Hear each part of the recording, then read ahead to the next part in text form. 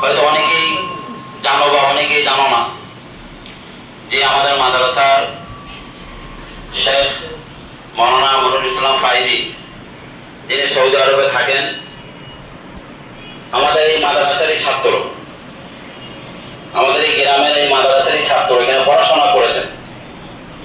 আল্লাহ সুবহানাহু ওয়া তাআলা তার দ্বীন ইলমকে কবুল করেছেন বলেই আজকে সৌদি আরবে সেখানে দ্বীনি দায়ী দাওয়াত সেন্টারে কাজ করেন।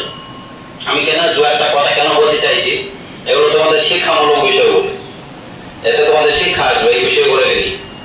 যেমন হাসি মাদানি, পিসকুলি বাড়ি হাসি মাদানি লোকের বাড়িতে রাখালগিরি করতেন।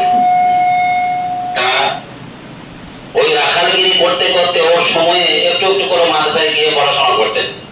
আজকে করতে করতে আল্লাহ সুবহানাহু ওয়া তাআলা ওনাকে সেই দ্বীনি দায়ী হিসেবে আল্লাহ সুবহানাহু